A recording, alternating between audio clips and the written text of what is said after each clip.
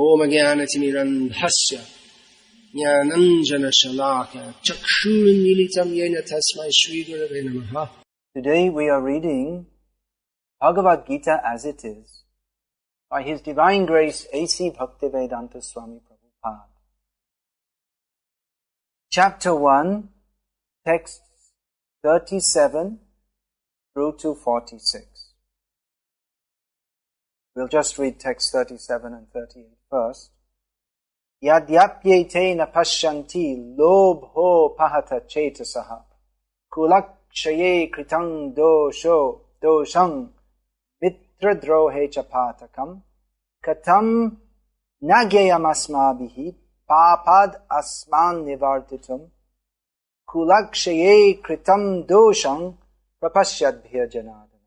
Srila Prabhupada's translation. O Janardhan. Arjuna is addressing Krishna, O Janardhan.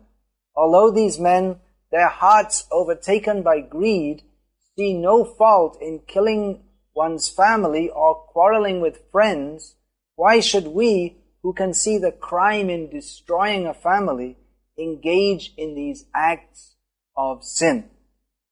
So let's just try to picture in our mind's eye what is the scene. After going through the whole Mahabharata, the whole build-up is towards this tremendous battle which is about to take place between the forces who want Duryodhana to be the king and those who want Yudhishthira to be the king. So on Yudhishthira's army, Arjuna is the main fighter on whom the hopes are pinned, and Arjuna, he's not just some ruffian, but he is fighting. His whole intention is that we should fight for that which is right. He's a kshatriya, a real kshatriya, who wants to uphold dharma. Now, Arjuna has been in many, many battles before this. He only fights for the sake of dharma, for truth, for justice, for righteousness. But now he sees that this battle, what will the results be? It's a disaster. A disaster is imminent. Huge, that all the fighters of the world are assembled there. They're all going to be killed. A massive battle. And Arjuna is thinking, is this really right? What we are about to do to engage in this battle? Especially because it's a fraternal war. Yudhishthira and Duryodhana are cousin brothers. And on each side, friend is pinned against friend, brother is pinned against brother, disciple is set up against guru, and Arjuna is questioning Krishna, who is the very personification of Dharma, who is Dharma himself, who is the Supreme Personality of Godhead. That my dear Krishna, O Janardana, which means the maintainer of the people, that I have fought in many battles, but this battle, I cannot see that any good can come from this.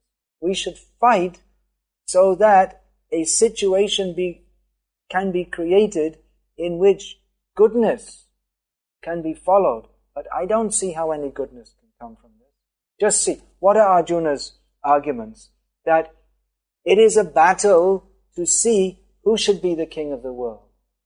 Now, either Duryodhana's king or Yudhishthira's king, there should be a king. So, Arjuna is saying that, well, definitely Yudhishthira is better than Duryodhana, but is it really, this is Arjuna's doubt, is it really worth that so many people should be killed just for the change of the king?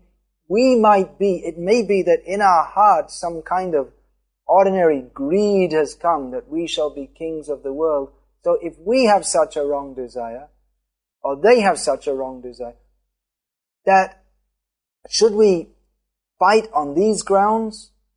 They may be overtaken by greed, but should we be like that? It's the old formula of two wrongs don't make a right. This is Arjuna's submission, that the whole family is going to be destroyed. We may be fighting for a good result, but a bad result will come side by side. should be a good result if Yudhishthira is put on the throne, but if side by side the bad result is that the whole dynasty is totally wiped out and destroyed, is the means worth the end? Another famous moral question Arjuna is posing. Is it really worth it?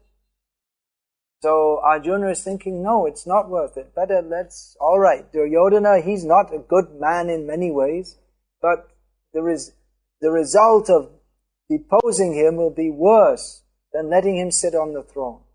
So Arjuna is considering this. How can we say that destroying the whole family can bring any good? And he gives more reasons why. That in the next verse, Kulakshiye pranashyanti kula dharma sanatanaha dharme nashte kulam kritsnam adharmo bhibhavatyuta.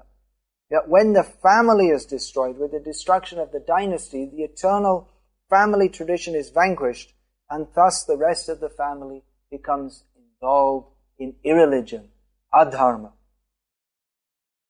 Arjuna is proposing that when the family is destroyed, then naturally with it, the family tradition is destroyed.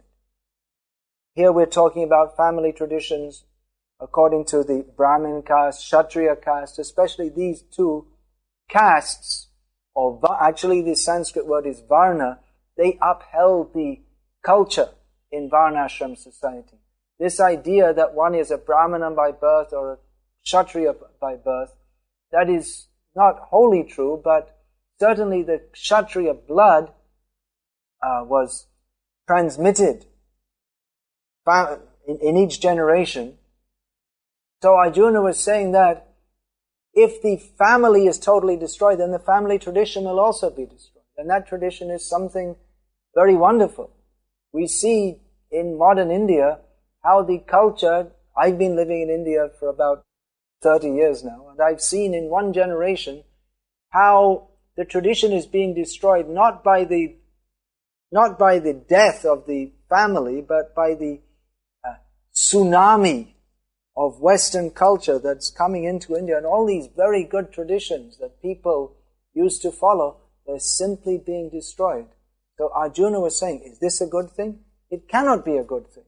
That these traditions, these religious traditions that are passed down from generation to generation, if the elders of the family are wiped out, then the family tradition will be destroyed. So we see that Srimad Bhagavad-gita is part of the Mahabharata, the most important part of the Mahabharata, and one of the family traditions was that the family elders would teach, or they'd tell the stories of the Mahabharata to the young children. The grandparents would tell the young children. And in this way, it's a lot of fun to hear. There's so many wonderful stories. But the stories are also very educational. Educational means not simply to learn ABC 1, 2, 3. That is not real education. Education means for character building. So by hearing the stories of Mahabharata, we will learn. If we learn in the very childhood, we hear these stories, we shall learn what is right, what is wrong, how we have to act for a higher cause, how we should not act simply for our own selfishness. What is the result of acting properly, even in a case of severe difficulty? There are so many instances. The story of Harishchandra comes to mind, how even in the most difficult of circumstances, he stuck to the truth, despite everything.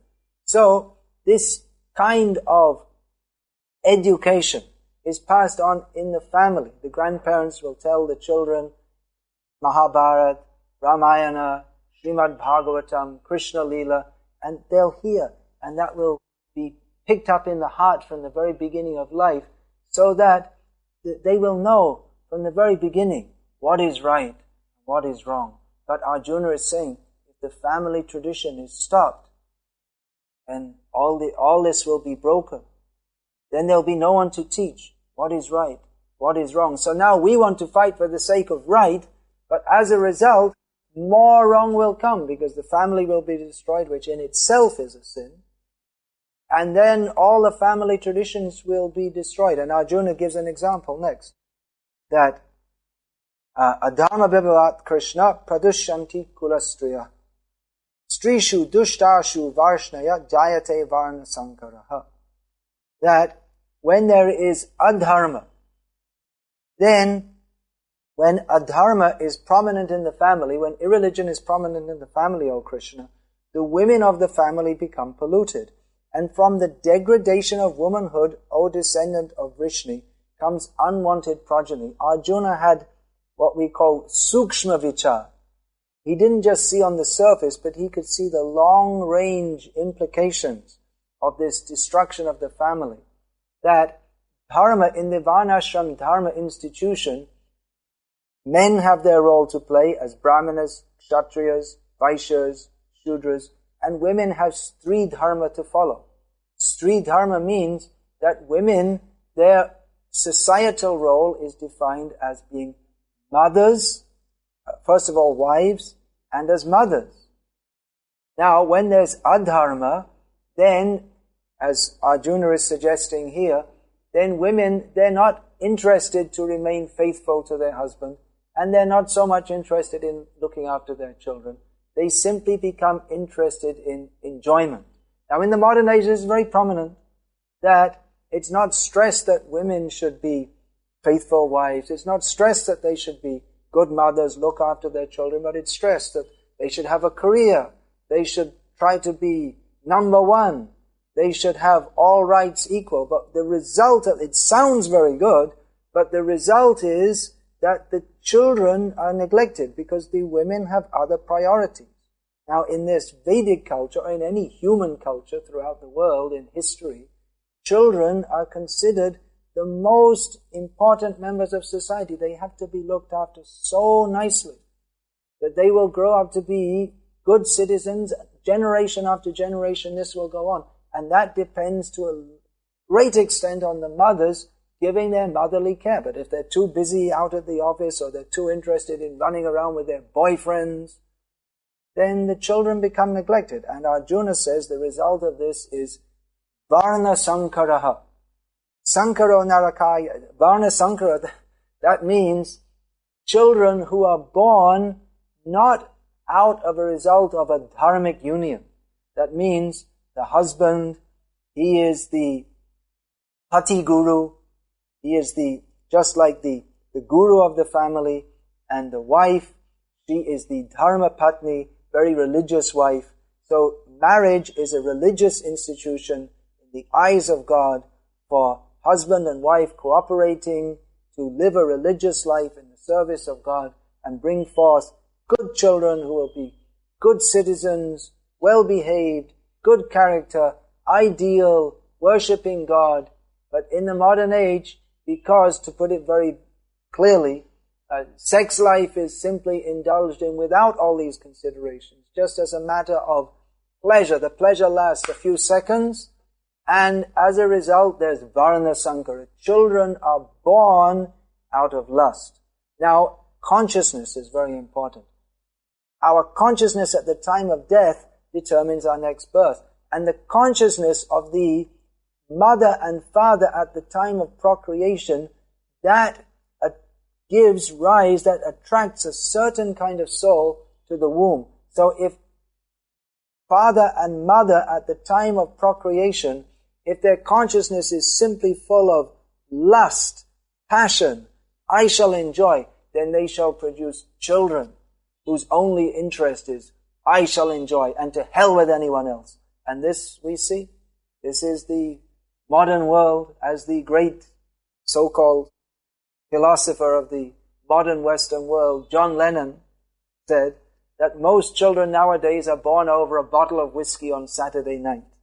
Just see, they get drunk, and the result is 9 months later, if there's no abortion, which is another grossly sinful activity, then a child is born in lust, born out of lust and born in lust. And the result is, Sankaro narakaya eva kula gnanam kulasya cha patanti pitero hieshang lupta pindo dakankriyaha. An increase of unwanted population certainly causes hellish life, both for the family and for those who destroy the family tradition.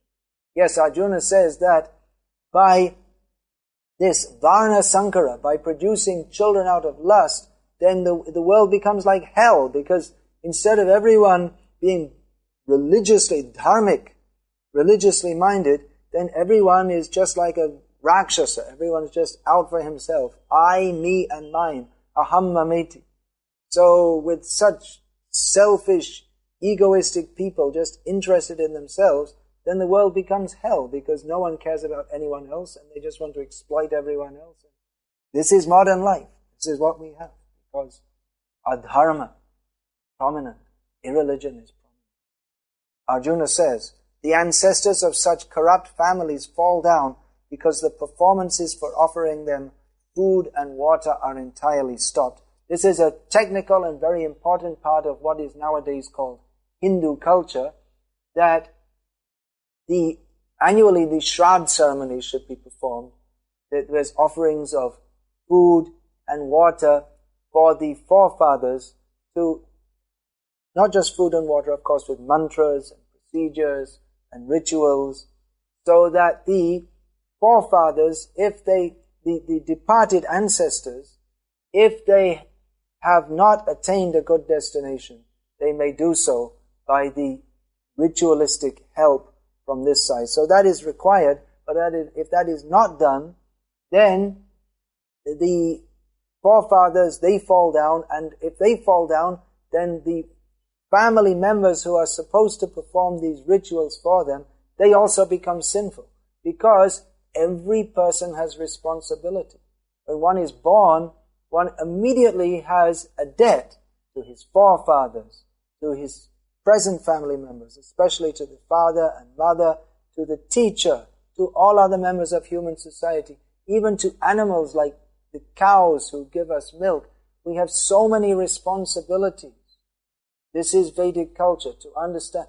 We have so many responsibilities. We are not meant to act simply for our own pleasure. We are supposed to act so that we may benefit the whole of human society and ultimately please the Supreme Personality of Godhead, Krishna. Arjuna knows this. Therefore, he is confused whether to fight or not, because the consequences of fighting seem so terrible. And he's presenting this to Krishna. Arjuna goes on to say that if the family is destroyed, then the whole society becomes run down, chaotic, and those who destroy family traditions, they must go to hell. Are we going to go to hell for this fight, Krishna? Are we going to do such bad things that we shall have to go to hell by destroying the family? And Arjuna says that it is very strange that we, who are supposed to be noble people, we are supposed to be acting for the sake of dharma, that now we are going to perform adharma. We want to kill our own family members. So Arjuna proposes that better I don't fight. And even if the sons of Dhritarashtra, they come and attack me and kill me while I'm standing there without holding my weapons, that will be better than fighting. He comes to this decision and says that Arjuna, having said this, he puts down his famous Gandiva bow, which was especially awarded to him so that he could fight in this battle. In so many battles he fought, but this is the culmination of Arjuna's whole heroic career. He puts it down and says, I shall not fight. So Arjuna is presenting what appears to be very good, and actually they are very good reasons why he should not fight. The first time you read Bhagavad-gita, if we examine all the reasons that Arjuna gives not to fight, we definitely have to sympathize with him, and we'll think that, well, he's right. What is Krishna going to say? What can Krishna say to rebut his theories? Arjuna is right. He's a good man. He's a noble man. He's not just saying this, he's not afraid. He's not just saying this because he wants to leave the battlefield. Arjuna is speaking in a manner that all should agree, or all might agree, is very reasonable. Now, what Krishna says, that is the whole Bhagavad-gita. But we have to see that what Arjuna is saying seems very reasonable, and it is on a certain level. But Krishna, the Supreme Personality of Godhead, wants to bring Arjuna to another level. Krishna wants to give Arjuna a broader picture. What seems reasonable on one level may be totally wrong on another level. We have very narrow vision, so we don't understand what is actually beneficial for human society. Krishna will, in the whole of Bhagavad-gita, give Arjuna the sukshma vichar, the subtle understanding of spiritual life. That means that Bhagavan, God Himself, Krishna, has a higher plan. We may not understand it, but understanding that we are servants of Him, we should follow His direction. Now, I'll quickly give a little example to illustrate this, that our beloved Gurudev Srila Prabhupada told that before his sannyas life, when he was living as a family man in Calcutta, from his next door neighbor's house one day, he heard the sound of screaming and yelling, and the mother of the house, she was shouting very angry, and there was a sound of beating, and there was a sound of the young boy crying. Obviously, she was beating her son. So they have the underground intelligence system. Prabhupada sent his servant to ask the servant in the next house what is going on, because he won't directly ask. So he came back and said, this is what's going on. See, the older brother in the family, he has got typhoid. And in typhoid, you're not allowed solid food. But in the house they're cooking paratha, fried bread. And the older brother asked the younger brother, bring me some paratha. It smells very nice. I'm hungry. So the younger brother, he brought the paratha. He smuggled it in and gave it to his elder brother. And he was found out. And as a result, his mother was beating him severely. Now, what was the result? What was the fault of the younger brother? He was asked by his elder brother, out of sympathy for him, he brought him some food. He did it because his elder brother was hungry. He did it with all good intent. He didn't do it out of malice. But the result was beating. He thought he was doing good, but actually it was very bad, and therefore his mother was beating him severely. Why was she beating him? Out of love for the elder brother. Because she doesn't want him to die by taking food which will kill him. So this is just an example to show that with limited knowledge, we may think that what we are doing is very good, very proper, very right, but without knowledge of the bigger picture, we don't actually know. And this is why Arjuna, who is given what seems to be excellent reasons not to fight, has to be instructed by Krishna. And that is why all of us, we may think we understand what is right and what is wrong, but we have to go to a guru who can teach us from the spiritual platform, from the broader platform, who understands, who can teach us to do actually what is right and what is wrong. This is the setting for the Bhagavad-gita, Arjuna Vishada Yoga. This chapter is called The Lamentation of Arjuna. That will be cleared by the crystal clear instruction of Lord Sri Krishna, the Supreme Personality of Godhead, in this Bhagavad-gita, which is presented by His Divine Grace Srila Prabhupada for the edification of us all. Hare Krishna, Krishna Krishna, Hare Hare, Hare Rama, Rama Rama, Hare Hare. The ancient wisdom that you have just heard is contained in the publications of the Bhakti-Vedanta Book Trust.